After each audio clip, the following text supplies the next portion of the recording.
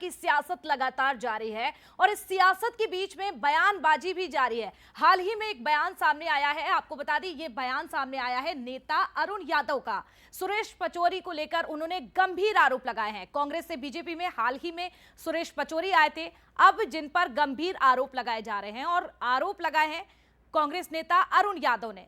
मजबूत नेताओं का टिकट कटवाते थे सुरेश पचौरी, तो देखिए उन्होंने गंभीर आरोप लगाए हैं कि जो स्ट्रांग था पार्टी में उनके टिकट सुरेश पचौरी कटवाते थे। होशंगाबाद आने से पहले नेताजी से पूछना पड़ता था, वे अच्छे लोगों को टिकट देने की नहीं उनकी मंशा रहती थी। पचौरी एकमात्र नेता जो बिना चुनाव 24 साल सांसद रहे। तो देखिए ये गंभीर आरोप लगाए हैं कांग्रेस नेता और पूर्व केंद्रीय मंत्री अरुण यादव ने। बीजेपी में शामिल हुए पूर्व केंद्रीय मंत्री सुरेश पचौरी पर बड़ा आरोप लगाया है।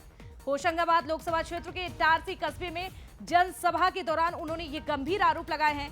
केंद्रीय मंत्री अरुण यादव ने कहा कि यहाँ के जो नेताजी थे वे कहते थे कि इसको टिकट मत देना, इसको देना। क्या कुछ गंभीर आरोप लगाए हैं जनसभा के दौरान, एक बार आप वो सुनिए। हिंदुस्तान के इतिहास में, कांग्रेस के इतिहास में एक नेता ऐसा हुआ जो 30 साल तक बिना चुनाव लड़े राज्यसभा का सदस्य रहा, मंत्री रहा, संतरी रहा, तमाम कांग्रेस पार्टी की ओहदों पर रहा। एक नेता है हिंदुस्तान में जो कोई भी चुनाव नहीं लड़ा, और अगर लड़ा तो एक बार 27 से, एक बार 32 से, और हमने तो इस बार भी कहा था लड़ लीजिए, हमारी तरफ से कोई मनाही नहीं थी। जीतू भाई हमने तो कहा था, प्रपोजल भेजा था उनको, लेकिन पता चला चुनाव के पहले ही चले गए वो। तो देखिए चुनाव से पहले ही चले गए, और ये बड़ा चुनाव है क्योंकि लोकसभा का चुनाव है, इसीलिए बड़ा चुनाव है और आरोप भी बड़े हैं। दल बदल की इस पॉलिटिक्स में अब बयानबाजी भी तेज हो चुकी है। हाल ही में आए बयान को देख लीजिए जो अरुण यादव ने दिया है।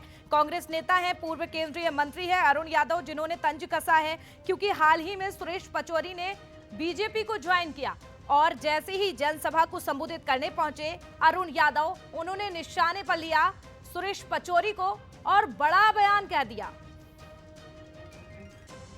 तो देखिए ये तस्वीरें आपको उस समय की दिखा रहे हैं जब मोहन यादव शिवराज सिंह चौहान ने सदस्यता दिलाई थी। और इसी पर ज्यादा जानकारी लेते हैं, हमारे सहयोगी सूरज भी जुड़ चुके हैं। सूरज, ये बड़ा चुनाव है, बड़े आरोप भी लगाए जा रहे हैं और अब दल बदल की इस सियासत में जो बयानबाजी की जा रही है, हाल ही में अरुण यादव ने जो बयान दिया है सुरेश पचौरी को, क्या कुछ मायने हैं और कितना असर इन आरोपों को?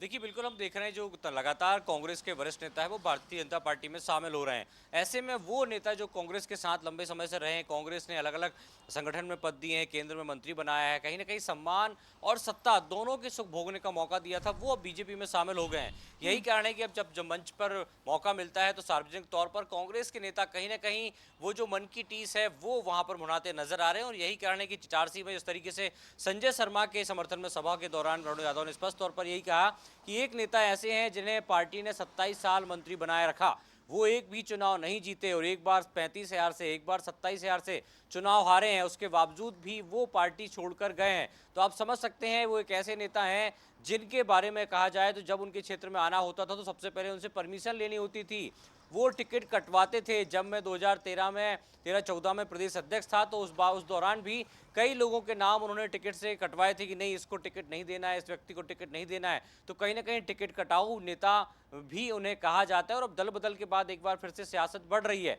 ऐसे नेता खासतौर से बिना नाम लिए सुरेश पचौरी पर तंज कसते हुए नजर आ रहे हैं कि केंद्र में कई बार मंत्री रहे, 2 प्रधानमंत्री के साथ काम किया, और अब जब कांग्रेस को सबसे ज़्यादा जरूरत थी उनके अनुभव की, उनके साथ की, उस समय वो बीजेपी में शामिल हुए हैं। तो बहुत कुछ मायने हैं। कार्यकर्ताओं को भी संदेश देने की कोशिश है कि आखिर जब आप सत्ता में रहते हो तब साथ रहते हो, लेकिन संघर्ष के समय भी आपको साथ रहना चाहिए। साक्षी।